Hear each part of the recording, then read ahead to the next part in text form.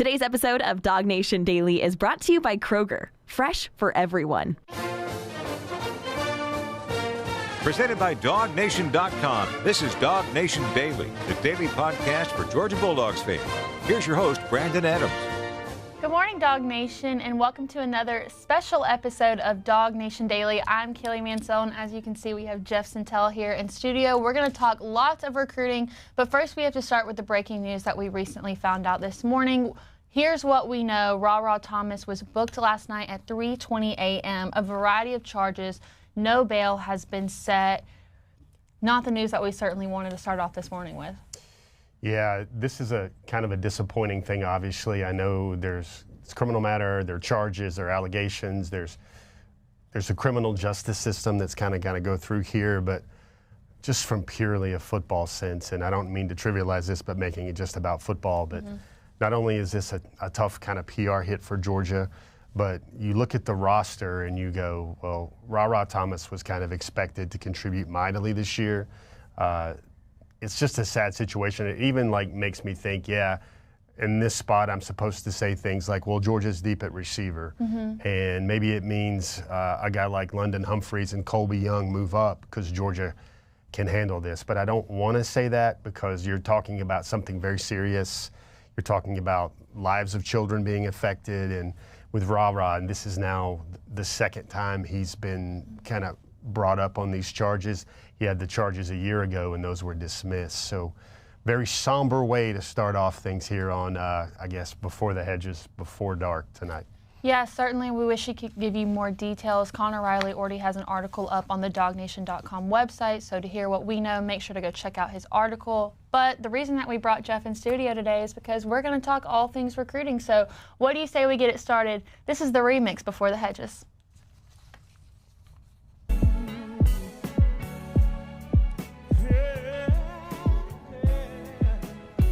Let's go, I'm a bulldog. So if you've never seen Jeff Sentell's Wednesday Night Before the Hedges show, that is the open. And the reason that we have it is because Jeff Sentell is actually mentioned in that song. Can you break it down a little bit for us? Well, first of all, it's going to be maybe the thing I'll be most remembered for when my kids being cool. Because we're driving down the car one day and I was listening to it and they're like, my son and my daughter were like, what's that? Well, major shout out, major props to the family of Kendall Milton. Kendall has a cousin in Alabama that is like a titan in the gospel rap music industry. His name is Cortez. Cortez has gone through a couple of different name changes. Cortez James, Cortez been real. But he put together a couple of kind of like rap tracks to go along with Kendall's commitment and then his post-commitment. He did a few and I asked him, great friend of the show, really solid, super dude like all the Miltons are. And I asked, can we make that our theme song? Because, you guys got for At Large, you got the voice of Moses or something in your show open. But we got Cortez keeping it real. There is a line where he says something where he rhymes a hook with Intel and Sentell. So that was very flattering. He didn't have to do that. So it was pretty cool. And Cortez, if you're watching, man, I always appreciate you for that. I don't think having it as your show open is enough. If I were you, I would make it my ringtone, my alarm clock sound. That's your legacy living out. Yeah, I feel like WWE to give a shout out to Brandon, as he makes his way back to our airways. That's my theme music. That would be when they play the walk-up music for the Braves or they have theme music before a WWE event. The guy comes running out of the dressing room and jumps into the ring and does the little turns or whatever. Again, that's very, very cool to be a part of that as well. Well, with that, I think it's time we get into some Sentell's intel. We're going to have some updates on the 2025 class, but I think it's fair that we start with a recap of the 2024 class as the season approaches. We need to get more familiar with the names that we might be seeing on the field in the weeks to come. So let's get you up to speed on the 2024 class. Some big names right there. And, of course, it all starts at the top with safety KJ Bolden. He was a 5-star, #1 safety in the class. You described him as fast, physical, smart. I like how you got straight to the point there. Yeah, we got a lot of things to cover here. And, these are presented alphabetically, but KJ Bolden might be the name that we would start with if we had to do order of impact. KJ, especially considering the dismissal of David Daniels-Sivana, KJ is a guy turning heads. I'll be honest, Kaylee, he's progressed better than I thought he would.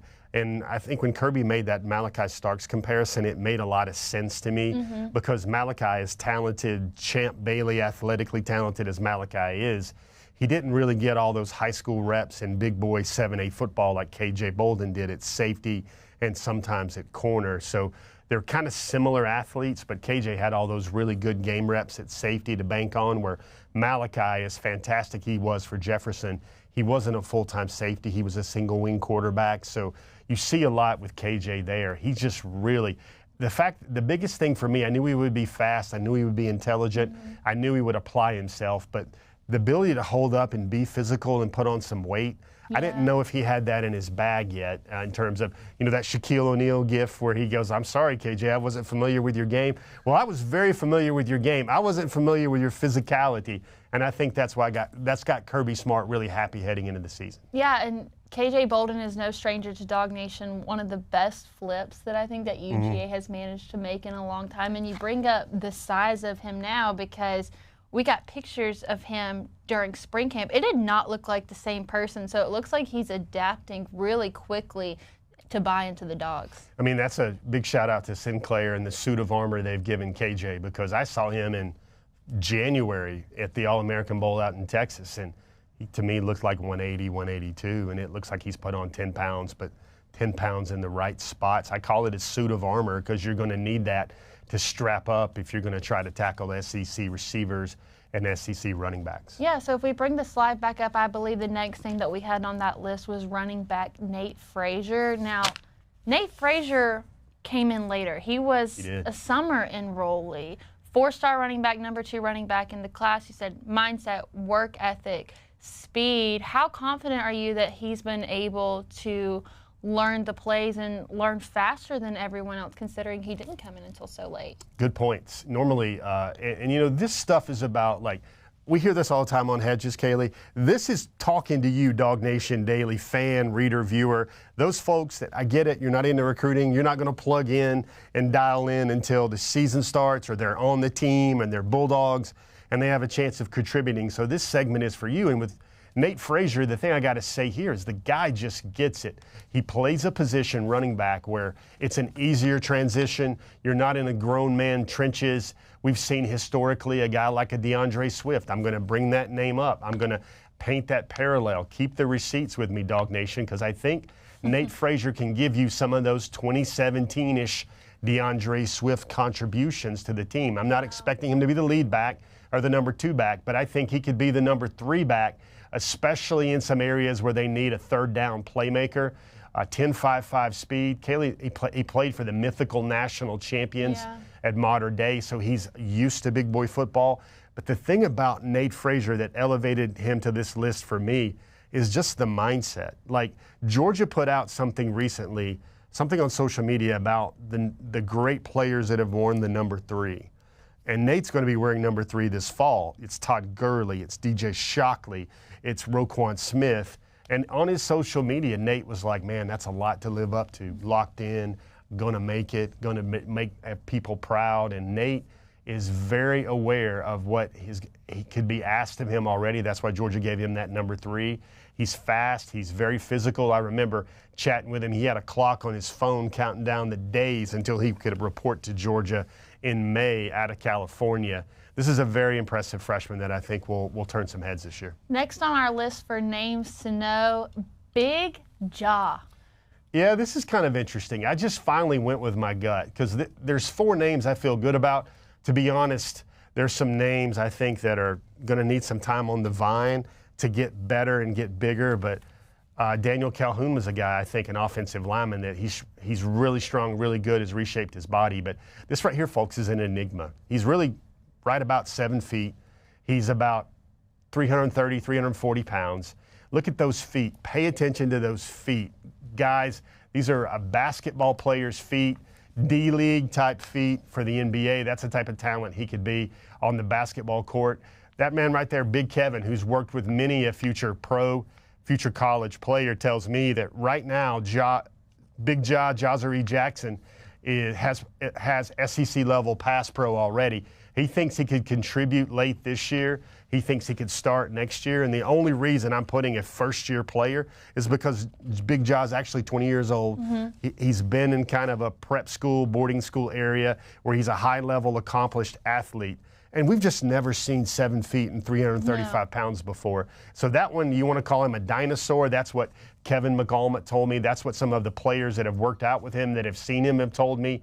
This is a guy, at the end of the day, I couldn't keep him off the list because whether or not he starts, contributes, everybody's going to be watching and waiting for him to make his presence known in Athens. So coming from a basketball background, what are some of the adjustments that he's going to have to make to transition into a football player, and what characteristics of being a basketball player will actually help him? That's really all about run game for him right now. You're just that big. He's got to make his steps differently. He's got to anchor himself to win the leverage when you're that big. But the guy is so long, Kaylee. Like, he's like a bookcase. He can lock guys out. He is bigger than Amarius Mims. He is bigger than some of the biggest dudes Georgia has brought in ever. I'm projecting him to be the biggest Bulldog of all time once he suits up, because there's nobody 7 feet and 345 pounds.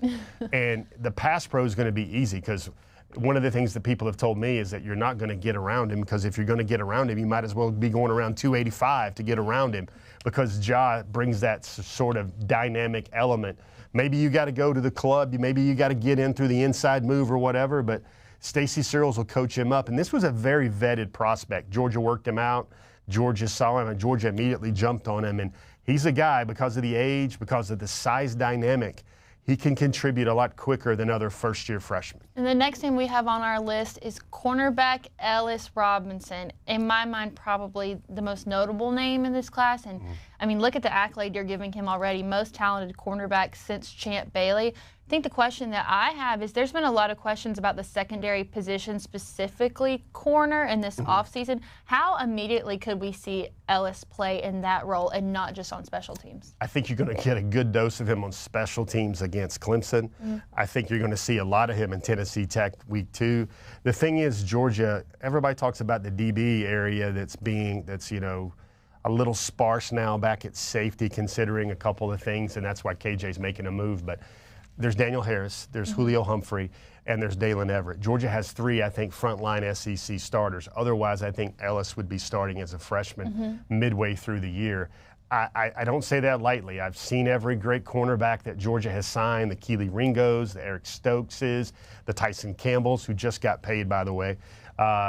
Ellis is clearly better than all those guys, and I think very clearly, in my mind's eye, he's rated as the number 2 all-time highest-rated recruit ever at Georgia by Justin Fields, and I do think he's the most talented cornerback. The way he plays the game, he knows how to put his hand on you without drawing the penalty and keep the hand on you to redirect you. He's physical, he's fast, he's well-coached, he cares. I mean, Ellis is a guy that you sit there and go, that guy is going to be, with that being said, for the next 3 years. That guy's going to be there for 3 years at Georgia if he gets blessed with good health, because I think he's going to get on the field and make a ton of plays. And the last name we have on our 5 immediate impact players is somebody that Jeff, Sentell, and I have spent a lot of time talking about, and that's wide receiver Sakovi White, 4-star number 23 athlete overall, quickness. And you have here, and I know when you put something in all caps, it's usually really important.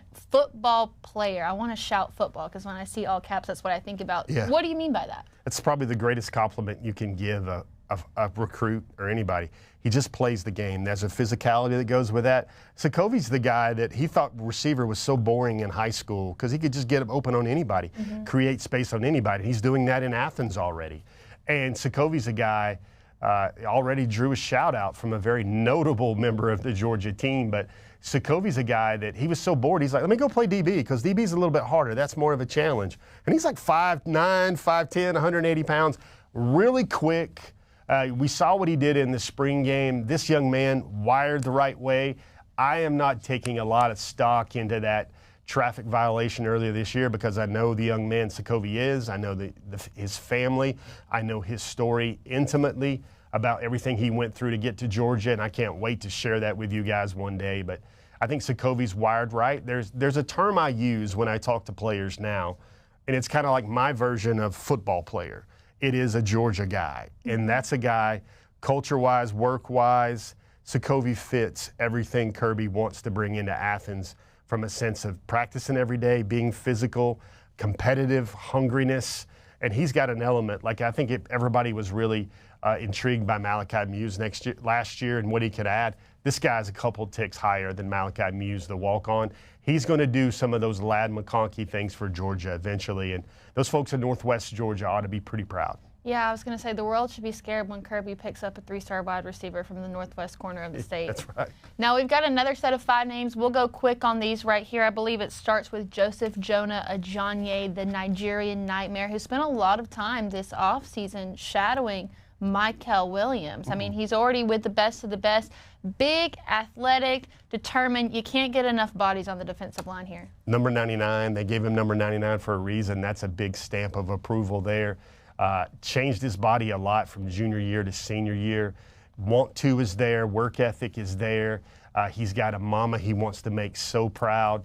She hates flying, so I think she's probably going to move to Athens really soon. But this is a guy, checks every box for me lengthwise. It is just going to be so intimidating for Georgia when they can put Joseph Jonah Ajayi on the line with guys like Isaiah Gibson, potentially Justice Terry, potentially Elijah Griffin, Nasir Johnson, on and on and on. This guy is going to make a lot of plays for Georgia. Yeah, next up on our list we have Daniel Calhoun, a 5-star here from the great state of Georgia. You also put on there that he changed his body a lot. I mean, realistically, how hard is it to have to make those adjustments to your physical stature in such a short amount of time? I think it's all about nutrition. I think you got to give a big shout out to Collier Perno.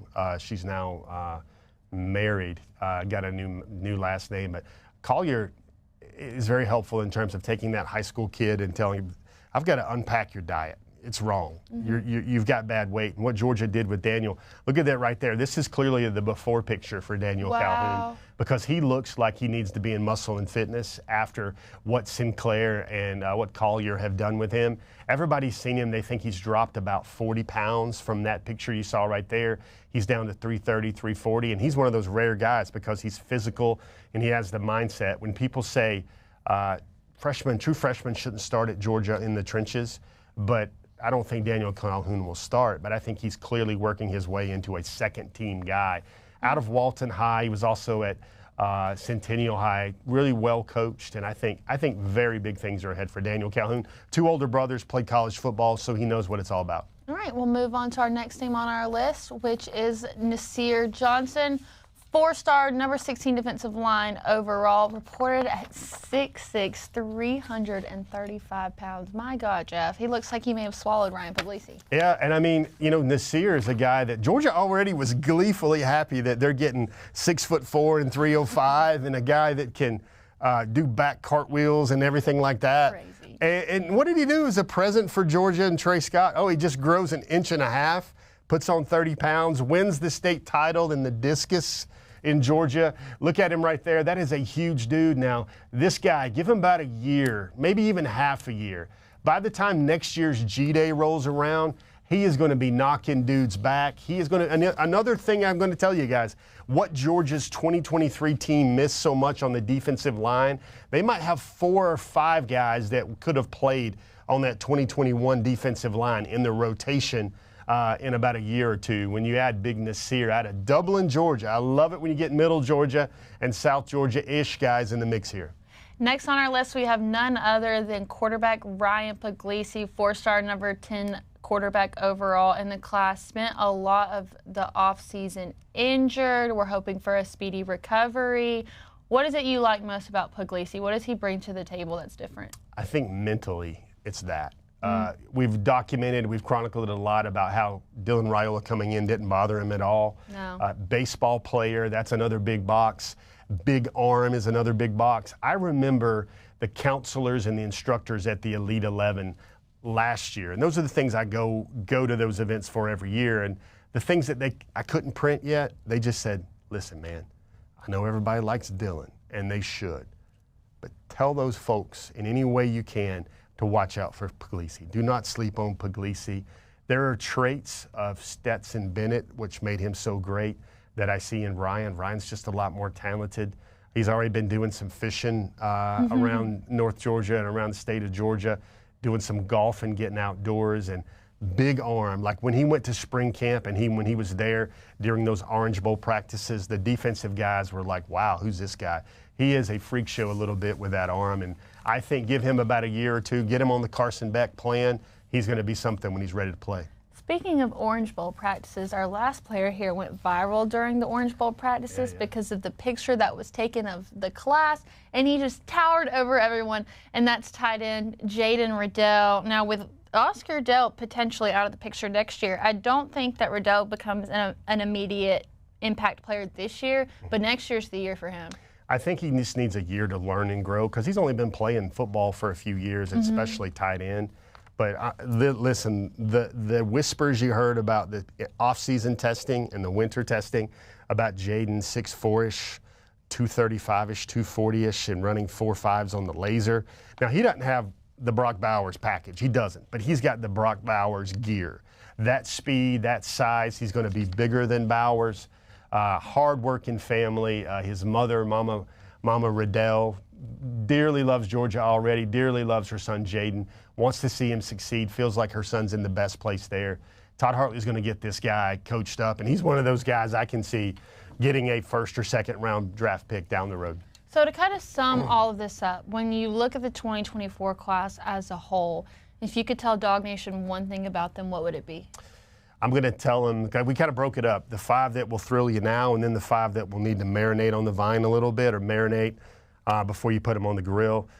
I think the way to look at this is just wait about a year or two because they don't have to play right away. None of those guys, even the ones that we said maybe besides like a guy like KJ, has to play well right away. But wait till they get to their sophomore and junior year in Georgia, what they've stacked up. They've never put together in one class, especially defensively, the secondary, the middle linebackers, and then the defensive front. Folks, let me tell you how hard that was.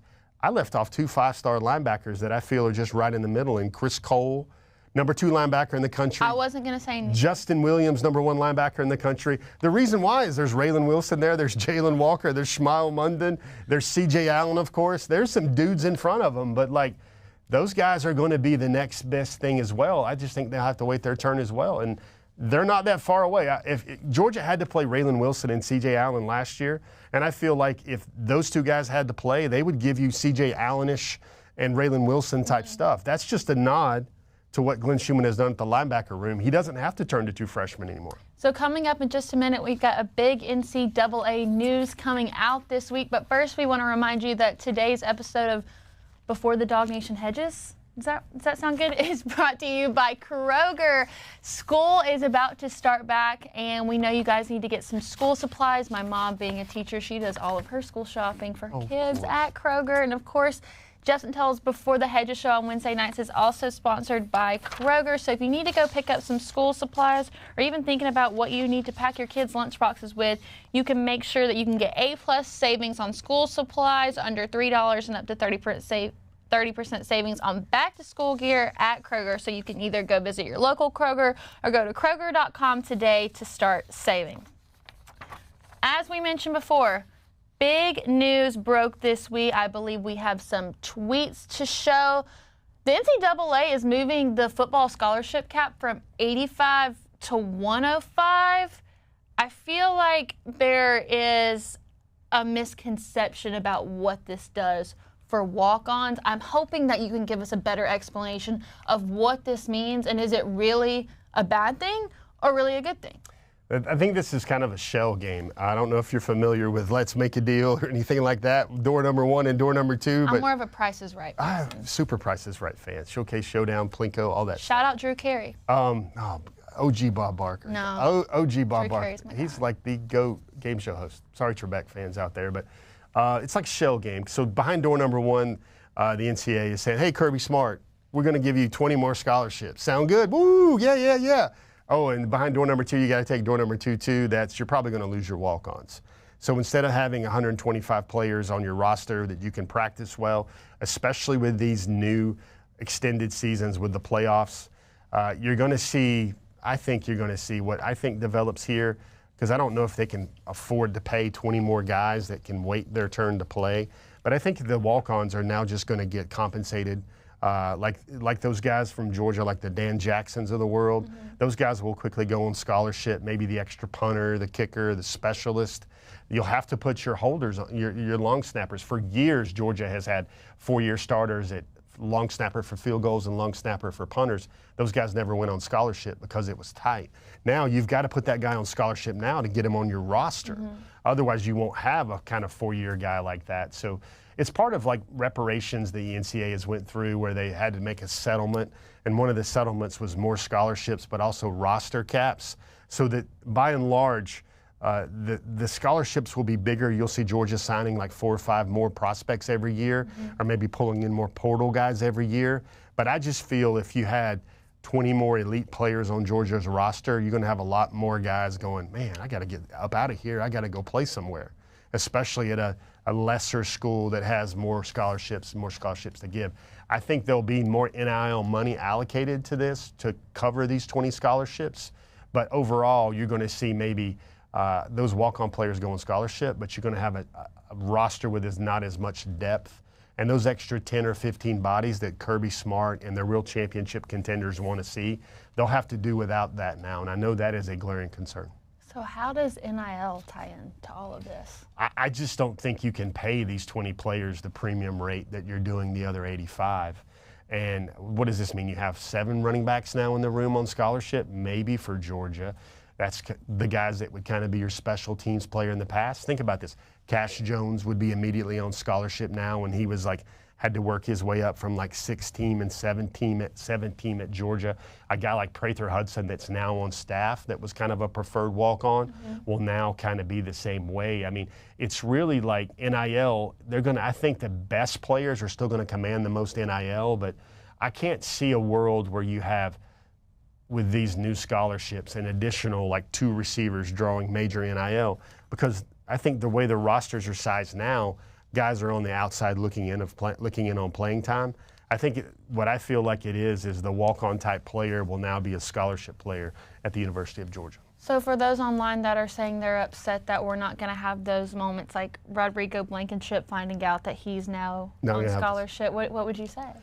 There goes your TV moment, there goes your Hollywood moment, but now these guys just come in now. It's going to be weird because Georgia will scholarship. I think this all takes place in 2025. And one thing that's different about this rule is your 105. It is when you play your first game or when your season opens. It used to be the 85. You can never have more than 85 enrolled at one time. It also gives you more scholarships for volleyball, basketball, especially baseball, which is a very good thing, softball, other sports. They're going to add like 60+ more scholarships to it. But now those great walk-on stories are just going to have to happen on the way in, the inducement to get those folks. And maybe Georgia scholarship's a kid. And I'll be honest, Kaylee, we were already at a point where NIL could kind of take a player that really wanted to go to Georgia, but financially didn't make enough sense, so they go to a Troy instead, or maybe they go to a Georgia State, or maybe they go to a South Florida instead. Well, now some of these in-state NIL kids were already going to Georgia anyway as walk-ons, and NIL could take care of that. So it's just going to be, I think, the roster top to bottom will be deeper and bigger, but you're going to lose those really cool walk-on stories. And again, you're going to see, I think, more attrition on rosters now because you can't practice those walk-ons all the time, those extra 20 bodies for scout team, as much as Georgia likes to run 1, 2s, and 3s at the same time. Practice tempo, everybody gets a rep. I think it might have to change the way Georgia practices just a little bit, but I know that smart fellow will probably find a way somehow. In just a minute, we're going to have an infamous DawgNation conversation, but I have to ask you about something. So usually we have the long finish on Fridays. You sent me a picture of a pineapple long drink. That's right. Where did you get it? How was it? We need the full review because that was the biggest breaking news I had all weekend. Well, you know, Kaylee, if you weren't such a responsible journalist, I was going to bring you a long drink for a post-drink celebration in the new yellow can. But actually, if you guys aren't following the DawgNation Instagram account, that's where I learned about it. There's a new thing called Seasonal Summer, Midnight Summer Pack or something like that. They give you, now this is what's crazy. I think they give you 2 pinks, 2 yellow pineapples, and then they give you 4 blue cans. What's a pink? It's the cranberry. If you've had the That's red. Oh, yeah. Well, it's a salmon. Isn't It's it like burgundy. a salmon, fuchsia, whatever? But you only get 2 of the pineapples. But so one of the things Long Drink allowed a long drink enthusiast in my home was able to do is you can go on longdrink.com and you can put in where you live. Yeah. And they will tell you now this is beyond the promo right here. This is some intel on the promo. But there's your little can right there. Audience members tell us, is that a pink? Is that a salmon? Is that a periwinkle? Help me out with that. Periwinkle's purple. That's not even close. It looks like Alabama's equipment manager washed their uniforms. Crimson. It's crimson. Yeah, washed their uniforms and somehow too much bleach and got a little different. But go to longdrink.com, put in your zip code, and it will tell you which cans are available closest to you at which stores. And I looked down there and I was like, oh, there's a yellow can. So that's where we're able to acquire the Long Drink. I believe it's a Midsummer's pack or something like that. It's a special edition. You know, they had the peach. You know, they had the pineapple. I'll be curious once you get a taste whether you like the pineapple better than the peach. I have a feeling I'm going to like the pineapple. That is one of my short-term goals for the next 48 hours is to get my hands on one of the new pineapple long drinks. Like Jeff was saying, if you don't know where they're at near you, you can go to thelongdrink.com, and at the top it says where to get. Put in where you live, and hopefully you can get your hands on a long drink. So we spend so much time talking about how much we enjoy them. We want to make sure that all of you at DawgNation also have gotten to try a finished long drink. Now we're going to move on to a spotlight on the 2025 class. Jeff, I'm sure that you've heard the saying, this person's invited to the cookout, or they can come to the cookout, but the University of Georgia also does a cookout. Yeah. What does that entail? That's right. And I don't think Kirby's on the grill flipping dogs and burgers, but he's definitely invited to the cookout. They're going to have, especially with his playlist. You see the playlist he dropped the other day? He's his all-time entertainers. He was with, I think, Dukes, put him up, Dukes. He had a segment, but he said his all-time top 3 is he said he would go Luke Bryan, but then he said Tupac. And I believe he said one more guy that was a lot of really cool flavor. Oh, he said how to keep it Georgia, how to keep it GA. He said Quavo. So with that playlist, Kirby, that sounds like my late 1990s, early 2000s cookout. But it also sounds like there's going to be a lot of players in Athens this weekend. And other people have Juice Weekend and something like Play and Slay. And I think Notre Dame's got a cool one too, like Chill Week. But what they do is they get these boys together, they compete. I don't know who would win in the DawgNation Olympics on the bouncy ball, I think, or the dizzy bat race, but Kirby's got a slip and slide. Used to be back in the day, Kirby would do the slip and slide with guys like Keely Ringo and Richard LeCount III, but it's a lot of fun. The guys get together, they compete. It feels like a little like summer camp. Now, this is what I want to do. Look at this. They take ivory soap, dish liquid, I believe. They put a tarp down, and they slip and slide across, and it's just really fun. This is some archival video of over the years of how much fun look how much fun that is. Wow. But can you imagine Jazari Jackson doing that right now? Oh 6, 7 foot or whatever. Can you see some of these monsters that Georgia's recruiting? Well, they're bringing in a lot more this weekend. It's a camaraderie. It's really it's like a kiss or a wink to summer recruiting, summer visits for the players, and everybody really is going to punch in and go to work after this with fall camp for Georgia football, of course, but also fall camp for high school football when things really get serious right there. And they usually break it down and organize it by position groups, tight ends, linebackers, DBs. So this is, if you want to know what the cookout is in Athens, actually there's a camp today where people are still camping to earn Georgia offers, but over the weekend is the cookout, and there'll be lots of luminaries, as in stars, on hand as well. Well, who are the stars? Who are the headliners that will be attending the cookout? Well, I'm going to tell you what, anything Georgia does this year, you can bet your bottom dollar that Justice Terry and Elijah Griffin are invited to that cookout, to that anything. If they had a spelling contest, those guys would be invited. If they're doing underwater basket weaving or some of that 4D chess, a lot of DawgNation enthusiasts like to think that Kirby Smart plays on the recruiting trail. Elijah Griffin expected to be in town this weekend. Again, plans can change, but the latest information, the information we got this week is that both Elijah Griffin, Justice Terry, the 2 biggest targets remaining in the class, will be there. That's always very good. And Kaylee, I got to admit, there's talking season, there's recruiting season. We've been in about 6 weeks now of hinting season in terms of Griffin and Terry, where everybody's like, well, I'm not going to say much, but they know where home is, and that's about as much as you can get folks to tell you about Terry and Griffin, but Jonte Gilbert be in town. He's from Atlanta, former Ohio State commit. Is he leaning back to Georgia now because Georgia's turned up the gas on him? NC State's in the mix there as well. They've got a Bama commitment expected in town. Anthony Turbo Rogers, and I don't know, if you don't know anything about the 2025 recruiting class, if I can tell you Georgia is recruiting a running back with a nickname like Turbo and games sort of like James Cook, you'd be all for it. Well, in just a minute, we are going to look over what's left for the 2025 class. But first, it is an absolute staple on Before the Hedges, just like Golden Shoe and Gator Hater is to DawgNation Daily. DawgNation Conversation is to Before the Hedges, and we have a special one here for you. It's the 4-star DB Shamari Earls.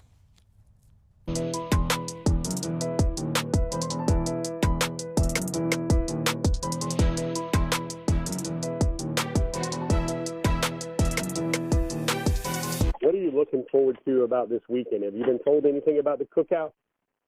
I'm looking forward. Yes, I am.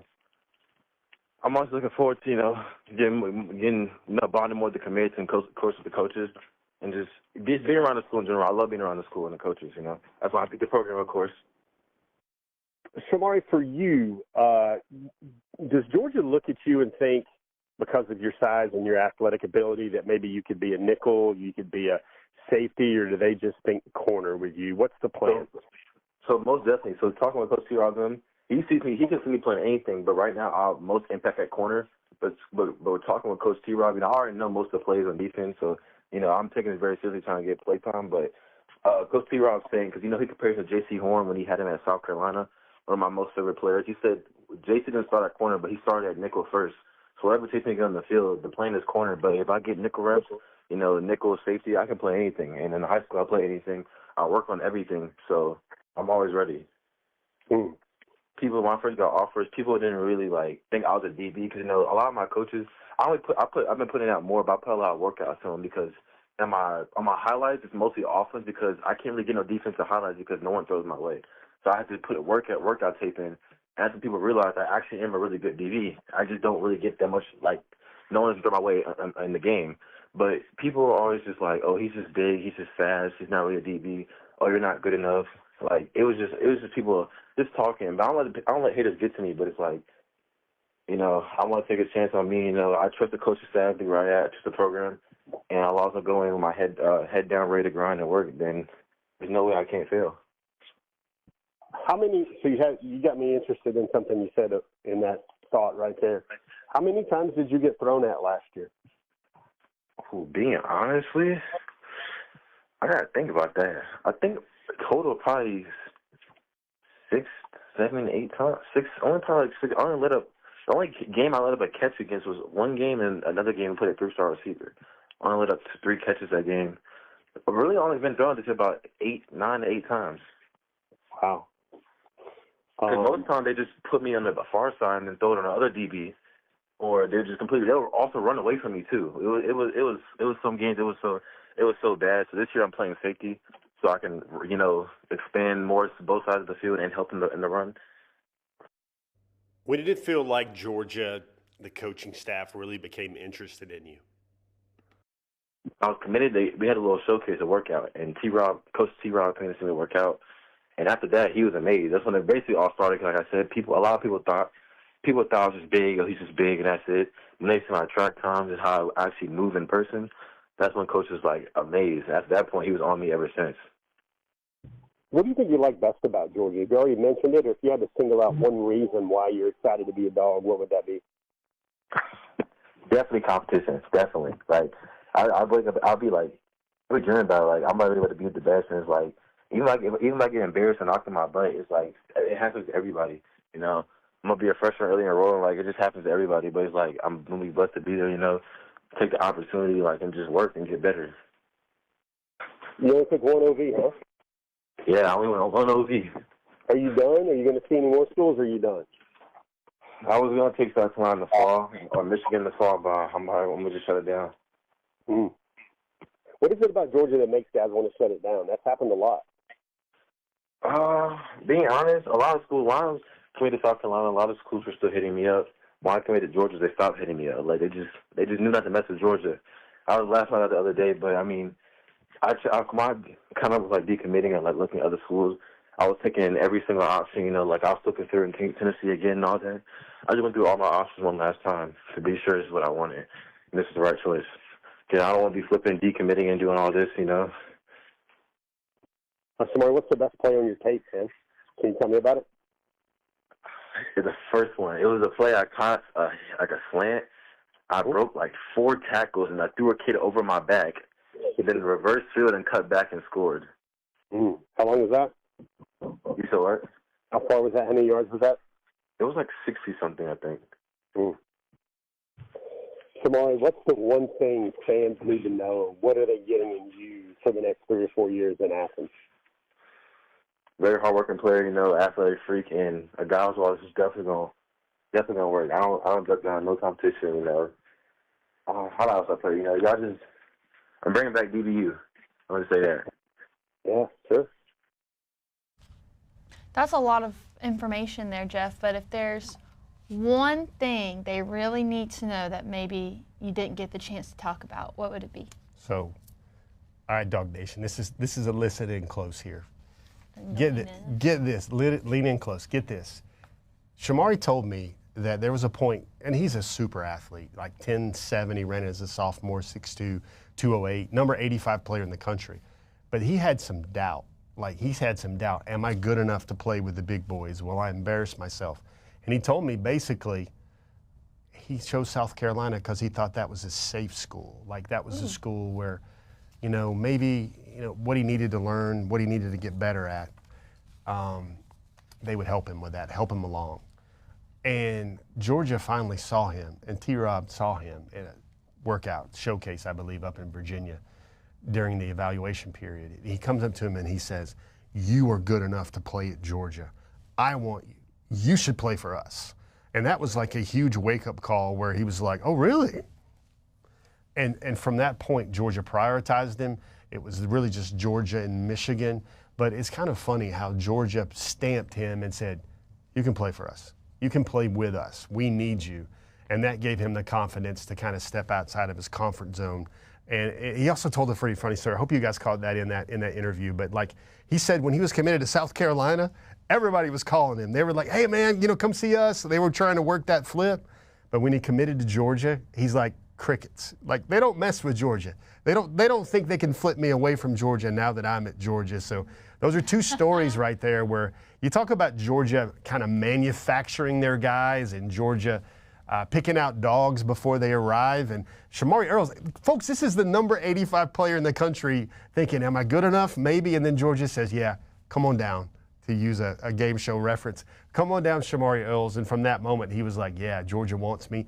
Georgia thinks I can play. I think I can really play now." Shamari Earls, a member of the 2025 class, which has been rounding out all summer. It was a domino effect. Once one happened in, consecutive days, it was hard to keep up. But there's still a lot left on the 2025 class. So what's next?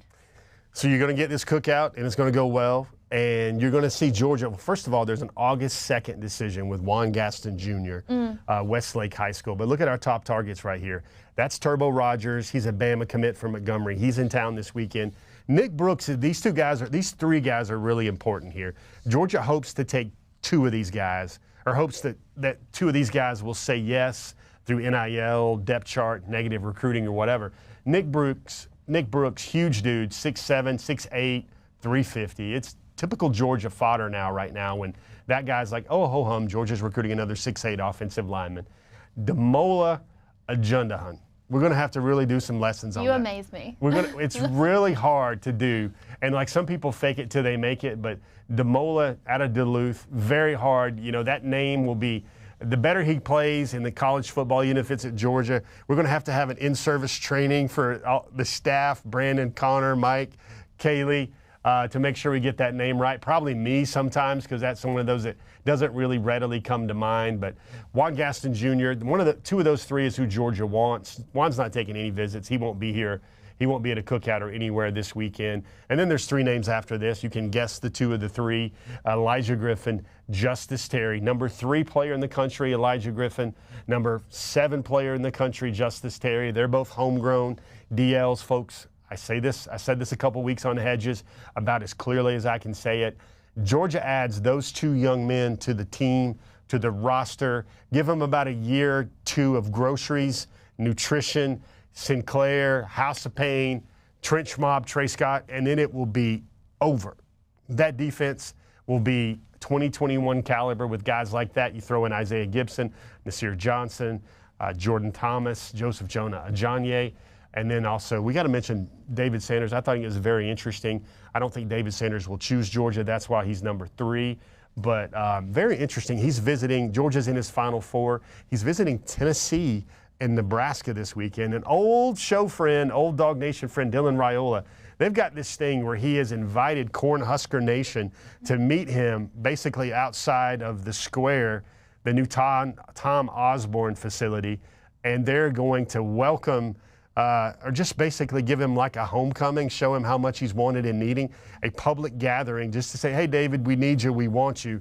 For a young man, he is talented. He's a first-round draft pick wherever he goes, but doesn't really feel like that's Georgia here at this time. Yeah, it seems like Dylan Raiola is trying to build his own college football 25 dynasty there at Nebraska, and that is all I will say about that. What's the likelihood that Georgia picks up a commitment from either Elijah Griffin or Justice Terry post-cookout? Well, I think Elijah's going to go until the final countdown. He's going to be an early signing day guy, as he should probably.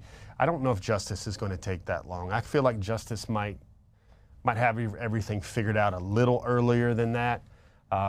That's something that I kind of have a bug in my ear to kind of look for that right there. But those 2 guys, I think if you ask most recruiting enthusiasts, especially our regular Before the Hedges crowd, if I could give you Gaston, DeMola, Elijah Griffin, and then Justice Terry, would that be good enough? And I think most people would say not only yeah, but heck yeah, and let's have 3 long drinks afterward. All caps. That's how happy they would be, because I'm telling you, these players, this is an example with Justice Terry and Elijah Griffin. I feel like there are players in this NIL space now that Georgia will spend the money on. I think those are the type of players, those elite trench players, the ones that will remind you of a Devontae Wyatt, a Jordan Davis, a Jalen Carter, players like that. They're just really that talented.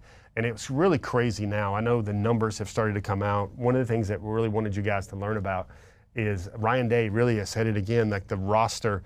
I think the AD for Ohio State said this week at Big Ten Media Days that they paid out more than $20 million in NIL, whether it's for this class or the last year's team or whatever. But that's what you need to have now in this day and age for some of these really premium elite prospects. And I am of the opinion that's where you win football games, by getting those monsters up front that you can't block, you can't double more than one of them.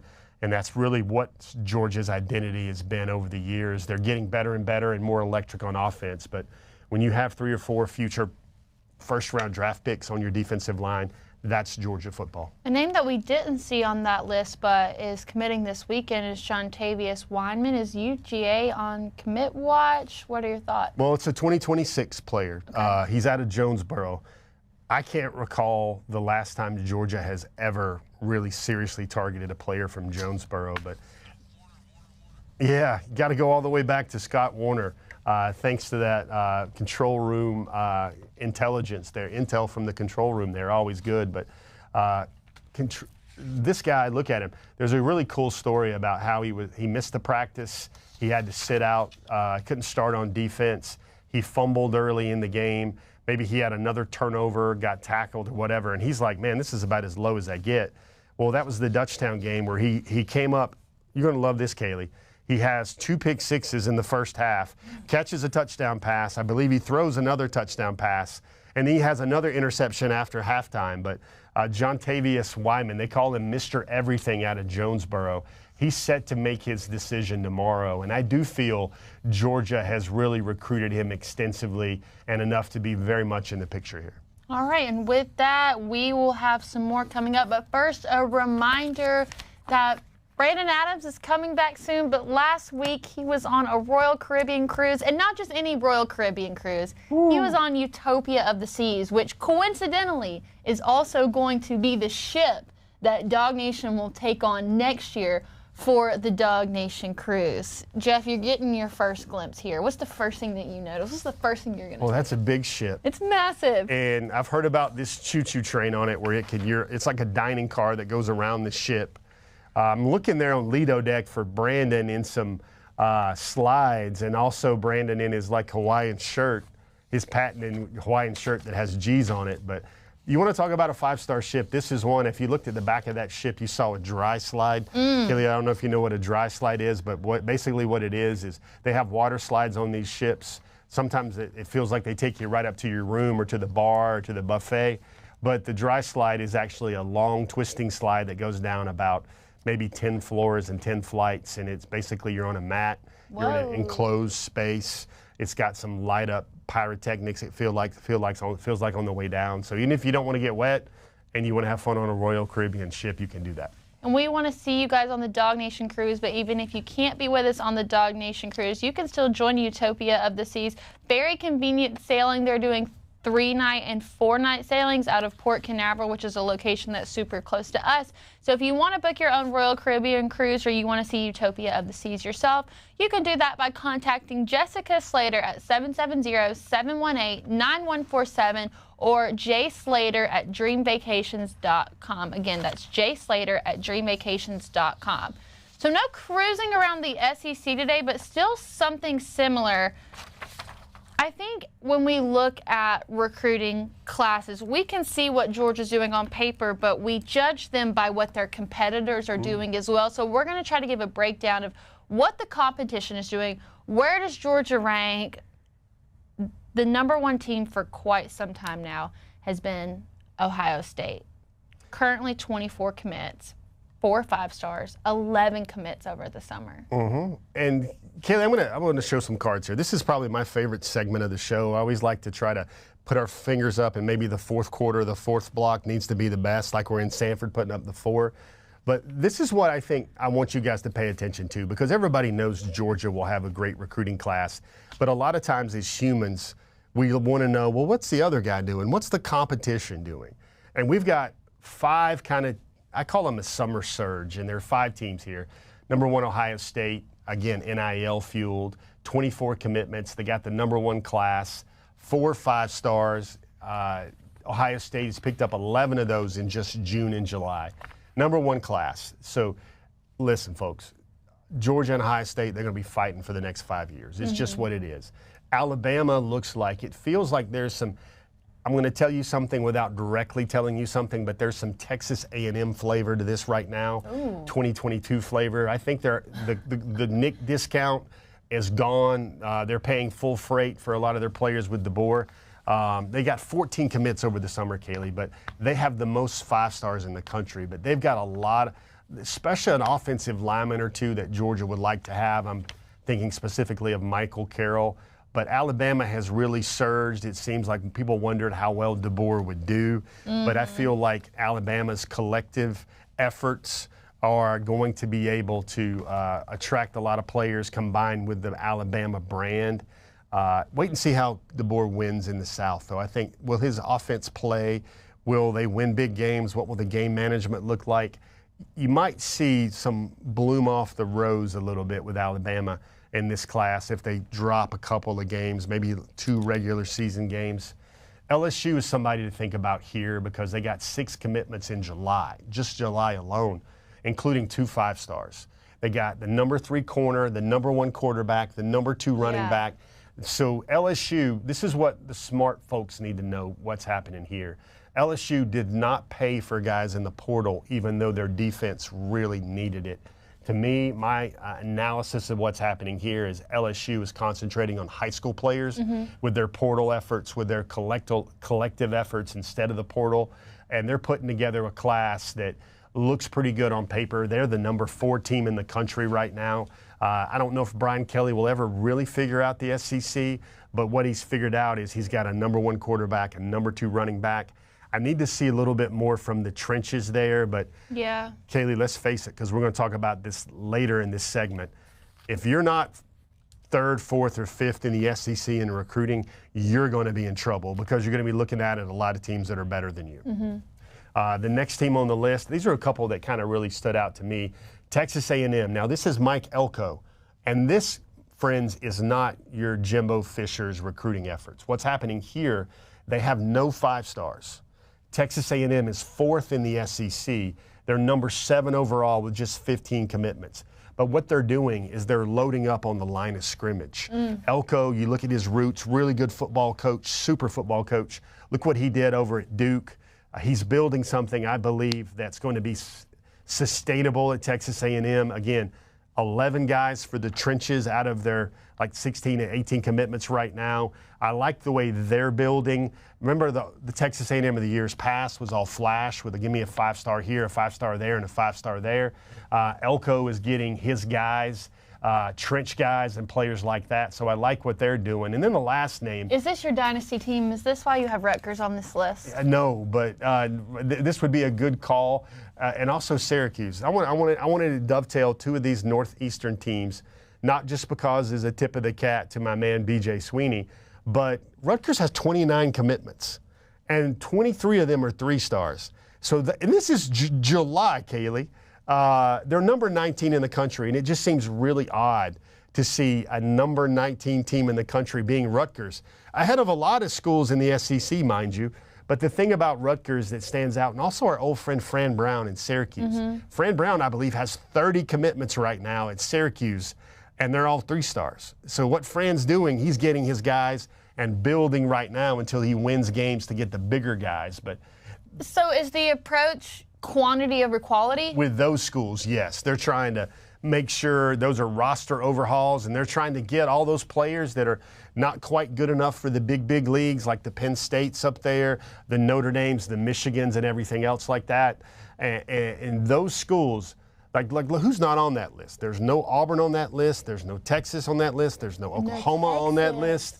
So the summer surge, these are the schools that I think, you know, a guy that follows this, that watches it all the time, these are some schools that to me I can look at and say, interesting. They're making a move out of the gate. If we were talking about horse racing, they're making a move out of the gate this summer with really securing their futures. What does Georgia have to do to get that number 1 spot? Who would they have to pick up? I think they've got to get both Terry and Griffin.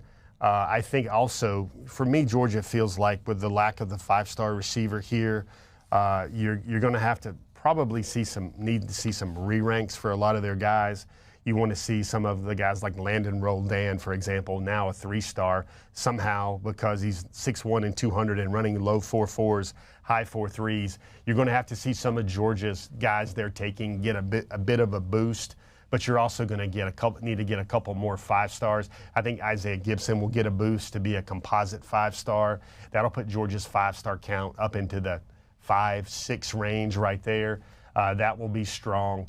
And then that's really what's going to happen. I don't see Georgia with a major kind of 5-star flip. One of the things I wanted to really put this point in is here's what it feels like. I even had to go back to myself and check this. It feels like Georgia is really advanced, like it's almost all done. And while the top targets list keeps shrinking, Georgia had 26 commitments on July the 8th a year ago. So they were already working way ahead in the playbook right now. So they're actually a little behind the pace that they set last year with last year's class. But they have really some big names left on the board. I think Gaston, Demola, guys like that. I think that's probably what they want to finish their class out with. Well, with that will wrap up all of our talk on the 2025 class. If you want to hear more about it, you can check out all of Jeff Sentell's before the... Yeah.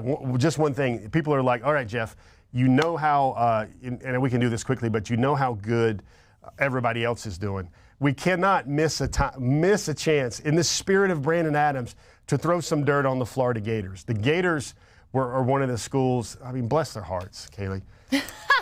They've got 10. You sound like someone's grandma. Bless your heart. They've got 10 commitments right now. They're number 58 in the country.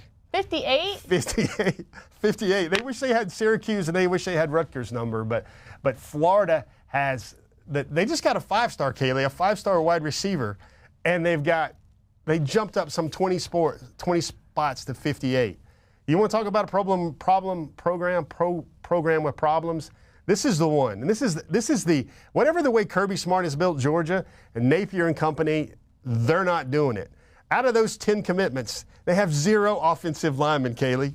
0. And they only have two guys that will play in the trenches, and that's on the defensive side of the ball. So whatever they're trying to put together with this recruiting class in Florida. Listen, Jeff Sentell, this is music to my ears. I've been gone for 2 weeks. Put the show back up here live and tune into the show and have the lousy, stinking Gators being trashed for their inept recruiting efforts. Nothing I can promise you makes me happier than that here on a Friday morning here. Brandon, we're playing the hits, man. That's what you always said. They're playing the hits. And not only that, they're building a 7-on-7 team, man. They're not building an SEC football team. By the way, I love the reaction on Kaylee Mansell's face when I just started talking. As a true pro wrestling fan, it's almost like, wait a second, they're playing Brandon Adams music. He's not even supposed to be here. That was awesome, Kaylee. I appreciate that reaction. Well, with Brandon here, I guess it's time that we go ahead and award a golden shoe, and we'll let Brandon do the Gator Hater countdown. It hasn't been the same without you. About 1,357 days. The countdown continues even when I'm not here, and I certainly love to think about that. All right, so this is what I want to do. I didn't realize that you were going to be on for this, so I guess it's going to be a little bit more special. I'm not just doing this because your face is now in front of me and I know that you can hear, but well rested, by the way. Look at him, tan. I know, right? He definitely got 8 hours of sleep last night. I want to award today's golden shoe to none other than Brandon Adams. What you do here every day, you make it look so effortless and so easy. And I know that you're one of the best, but being in this chair and sitting here for the last 2 weeks, I know that it's a lot easier said than done because what you do is incredible. Every day you bring something different to the table, and I have to give all credit to you because it is not easy, let me tell you that. So whether you were here or not, I was gonna award today's golden shoe to you, and I know that all of DawgNation is so excited to have you back. Listen, Adam. Kaylee, that's incredibly nice of you to say. Now, listen, I've heard great things about what you've been doing while I've been gone, all the entire DawgNation team, both during SEC Media Days and everything else. So it's a real thrill to be back, and looking forward to be back in full measure on Monday. But I think that everything I've been told is you've been doing a great job, and I cannot tell you how much I appreciate that. Well, if it's okay with you, one last time, I would like to say that this is the R.S. Andrews cool down. And on video, it's now time for the R.S. Andrews cool down. R.S. Andrews, the one you turn to for your air conditioning, heating, plumbing, and electric needs. They'll show up on time, do the work that's promised for the price that's promised. You can trust them on all of that. I learned from the best, obviously. It's really good. Like, Brandon's working on Kaylee, what a lot of people don't realize is when you produced the show going back through the years, especially our old studio where we had a glass in between us, you would kind of lip sync and mimic me as I was saying that. So now you're getting a chance to say that in real life for such a long time. You would kind of do your own kind of karaoke version of me saying that in the other room while I was talking. Yeah, the first time I got to do this, I mean, I think we have the same pauses in between the words that we say. I just, I like to emulate you. You're the best at what you do, and I hope at least when it came to the R.S. Andrews cool down read, I did right by you. Absolutely, you did. Right. For sure you have, for sure. So now we are going to have a real cool down with Brandon here. So we're going to take some of your comments. I believe that Cody Chapins is also going to come in and help us do that. So we'll go ahead and get these comments started. I'm sure that everyone's going to have a lot of questions for you. While we pull them up, will you give us your Spark Notes on how fun Utopia of the Seas was? Oh, yeah. Oh, my gosh, it was amazing. It really was. And obviously I had a lot of excitement about being there to begin with, but it more than exceeded my expectations because, as we've been saying, like Utopia of the Seas sails out of Port Canaveral, so it's just like right down kind of the road from where we are in the Atlanta area. Really easy to get to. It's sort of a drivable port, and after the last couple of weeks, I think I'm pretty much driving everywhere for the foreseeable future, if I can certainly help it. So, I was blown away by all the amenities, so many fun new restaurant concepts. We'll show people like the Royal Railway and things like that. The bars, the lounges, the restaurants. I mean, I was just blown away by how many new cool things Utopia of the Seas has. And, they're kind of billing this as like the world's biggest weekend. It's certainly going to be a weekend party experience when you talk about those 3-night sailings over the course of the weekend, the 4-night sailings, like what our DawgNation cruise is going to be. It really was a phenomenal, remarkable experience. Randy Hall wants to have an update on how Cooperstown was. So we just got back yesterday from Cooperstown. I'll tell you a quick story, and obviously, I could go on and on forever about this, but so proud of my son. So we were supposed to fly out to Cooperstown last Thursday, and obviously our flight got canceled for reasons unrelated to like the big thing that happened the next day. So we're sleeping on the airport that night because we thought we were going to have a flight on Friday morning. That got canceled too. We were standing there Friday morning, still in Atlanta, with, the tournament essentially beginning, basically that next day. And so we said, if we're going to get there, we have got to drive right now. So early Friday morning, we get in the car. My mom was supposed to go with us. She wasn't able to go because that's a long drive for her. But my wife, my daughter, my son, obviously playing the tournament, and we just drive like 18 hours, whatever it was, straight through to Cooperstown. And then eventually when we got there, I don't know if it's because of how harrowing the travel experience was or what, my son got sick right when we got there. And no. I don't get discouraged a lot, but I was pretty discouraged because we fought so hard just to get there. We were afraid for a minute we might miss it. And then he got sick right when he got there. So sick, in fact, that he actually missed the first game in pool play just because he's sick and tough experience. But second game he got to play, and literally the second swing he took in the entire tournament. First swing was a foul ball. Second swing he took the entire tournament. Home run over the center field fence, 3-run home run. We were down 6-2 at the time. His 3-run home run made it 6-5. We ended up coming back and winning the game. And so that was sort of our magical Cooperstown moment, something I know he'll never forget. As a dad, I promise you I'll never forget it. The tournament was everything that it was supposed to be. And obviously there are a lot of these great sort of super teams there. We're not in that category of team necessarily. There are some teams there that are amazing and some players there that are phenomenal. That's not quite what we were, but we had a couple of nice moments, including the one that I just talked to you about. And I think for he and I both, a chance to sort of experience that kind of last moment as being a 12-year-old, it was really cool. It was everything I hoped it would be. We had to fight like crazy just to get there. And then even after getting there, we had some challenges, but it ended up being a great, great experience. So, Randy, I appreciate you asking about that. We're certainly happy for him, and we're happy to have you back. Jeff, there is a question for you in the YouTube comments, and it's from Dr. Gonzo. He says, would Terry and Griffith play this season? Oh, no. I mean, on this year's team, if they were on the roster, yeah. Is that the question? Yeah. Yeah, they would play this season. I think they would be behind Naz and Christian Miller, and I think they would both be kind of in that realm where Xavier McLeod is, Jordan Thomas, Justin Green, Nnamdi Ogboko. Yeah, I think, of course, it would be, you're talking about two young men that have been physically developed for years, but I think they would play. They would definitely rotate because in this day and age, when you have two guys that talented, they're not going to redshirt, and you're not going to sit them and not give them reps because that portal would become a little bit more inviting than you want it to if that was to happen. Braden. And Jeff, I'd also add to that. That's why, I started to cut you off, Kaylee, but that's why the news involving Lorenzo Hall was such a big deal from while I was gone. That, I think the fact that, hey, if you had a Terry, if you had, a Griffin right now, those guys might be able to work their way into your two deep. They might be in the rotation, be able to play. I think it sort of speaks to the question that still exists about the Georgia defensive line overall. Now, this could be an outstanding group. Perhaps it will be. But the fact that a Hall injury, even if it's not a season ender, the fact that a Hall injury, gives you some anxiety. And the fact that if you had these freshmen, if they were theoretically freshmen, the fact that you might be looking to play them, I think it speaks to the fact that that's still the one really big question that looms about Georgia on the field for this upcoming year is exactly how much depth is there along the defensive line, and can that group this year build something somewhat reminiscent of those two national championship teams? Maybe not quite as good as it was in 2021, certainly, but at least a little bit more in keeping with what they were able to do in 2022. To me, that's the biggest question that sort of looms over Georgia's head as you get ready to begin fall camp here in a few days. Especially when you combine it with Tyrion Ingram-Dawkins, and you never really have gotten that clean bill of health with TID yet, where he can start like a full season or even a half a season.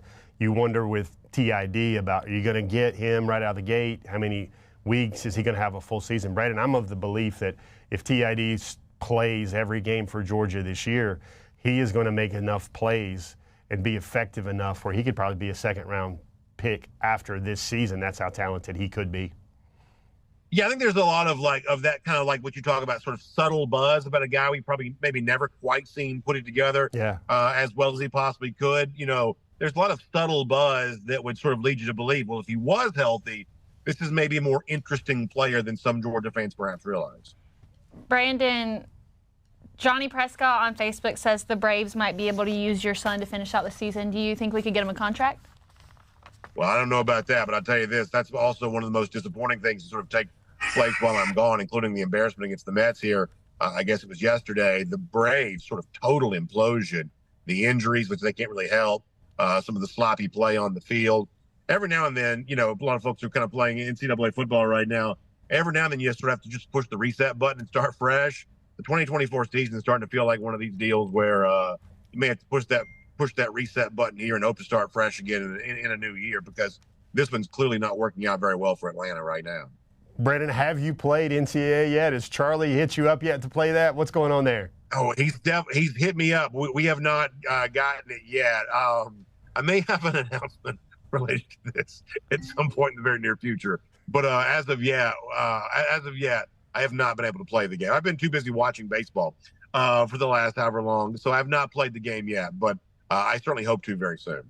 I have to ask, have you had a chance to watch the Players Roundtable that we did on Wednesday with Jake Fromm, Terrence Edwards? Honestly, if you haven't watched it, I wouldn't, because you might cry. It was amazing. And I have not gotten to see a lot, but I did. I've certainly heard through the grapevine. People share stuff with me.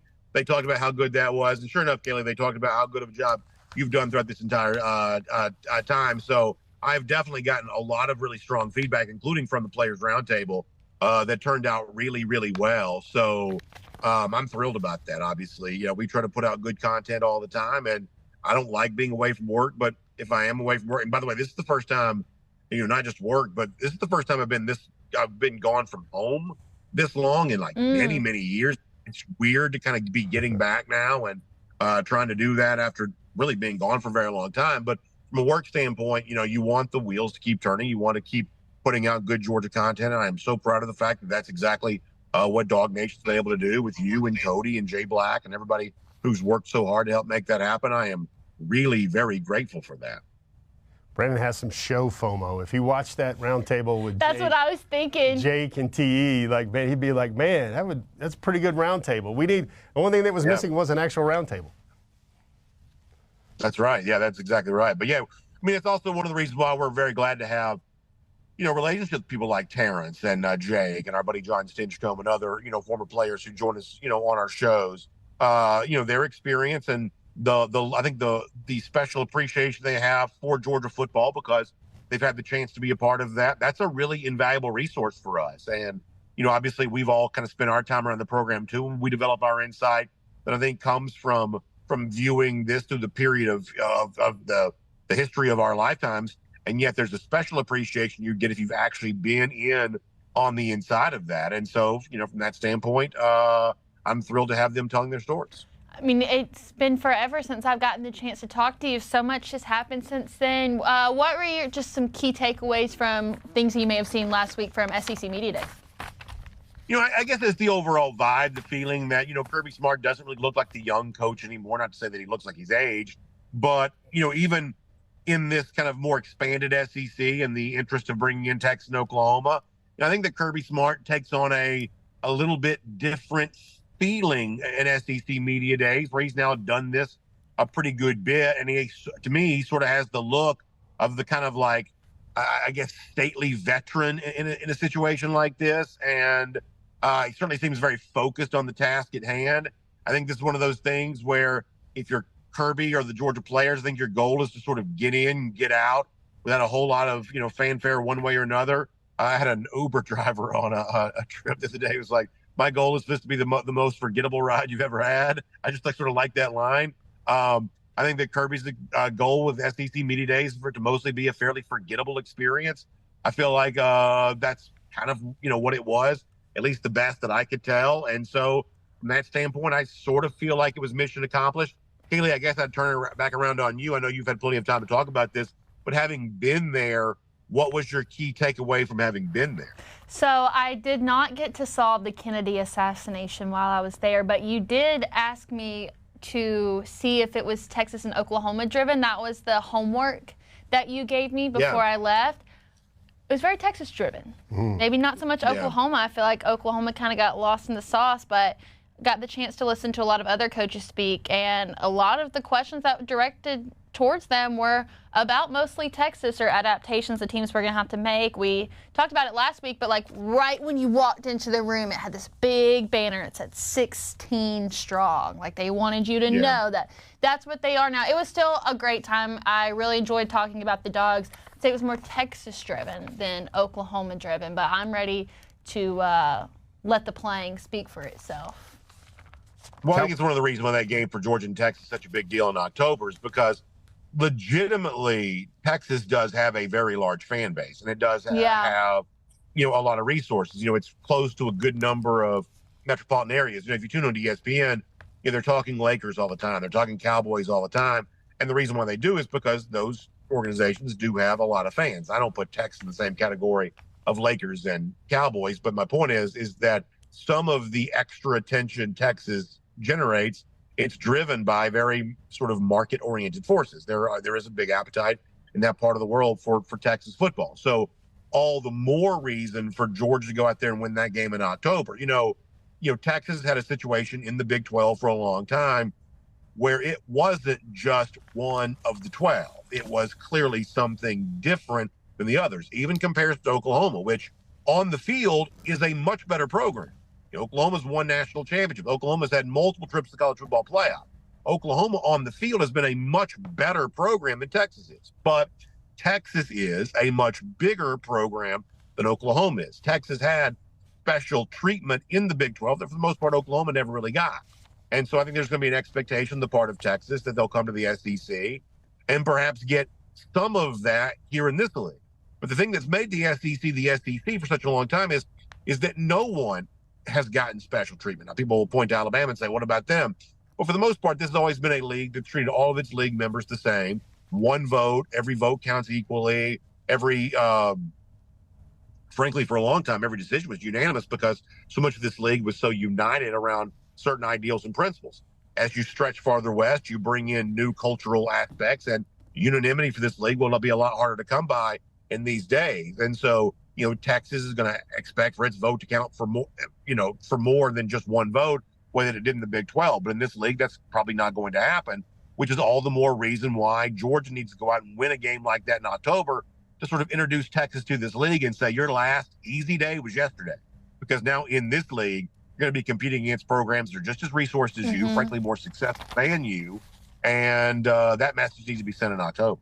Brandon, I got one sneaky good point about that Texas game that I don't think anybody's talking about. Can you imagine if Georgia played Florida and then the weekend after that they had to play Alabama? That's what Texas is setting up. Like, I don't know if a lot of people know this, but they get a bye week before Oklahoma, and then they get Georgia the very next week. So you want to talk about a wham-bam Texas two-step right there. They're going to come out, and they're going to be like, well, Oklahoma, big deal, first SEC game. And then they get through that Red River shootout, neutral site, all of a sudden, here comes the Georgia Bulldogs knocking on the door. I think that is a substantial, because you got Michigan early in the season as well for Texas. So potentially they could have 2 or 3 losses by the time Georgia gets through with them. I didn't think about that. I think for the most part, people thought that Texas got a fairly favorable schedule draw from the SEC. But as Jeff pointed out, the back-to-back stretch that Texas plays, rivalry game against Oklahoma, then playing Georgia, that's probably a more difficult 2-week stretch than anything that's on the Georgia schedule. I would say that Georgia's toughest back-to-back is probably Ole Miss and Tennessee in consecutive weeks. But what Texas has to do in back-to-back weeks is a very tough deal.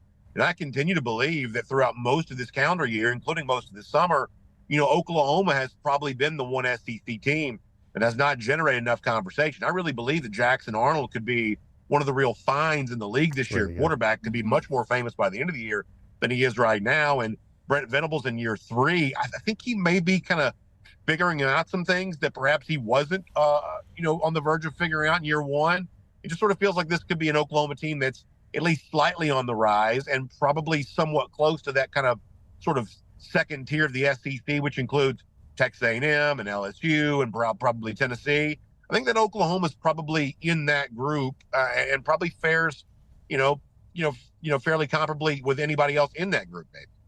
Yeah, one point that I brought up at media days was you're going to draw some attention coming into the SEC, but you're also coming in with Texas. So I feel like out of the two teams, Oklahoma's under less pressure because if you're Oklahoma, you only have to win the games that you're supposed to win and maybe upset a team or two, and you're going to have a great season, right? So I feel like this is the perfect time for Oklahoma to slide in and impress some people because it's not like the bar is set low, but it's not like you're Texas and people think you're going to come in and immediately play for the SEC championship. So I think this could be a good year for Oklahoma to show what they're capable of, but also not be under the same level of stress and pressure as Texas.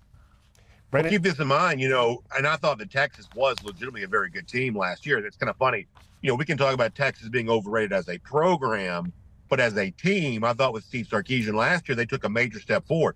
Much better on either line of scrimmage than they had been in a long time.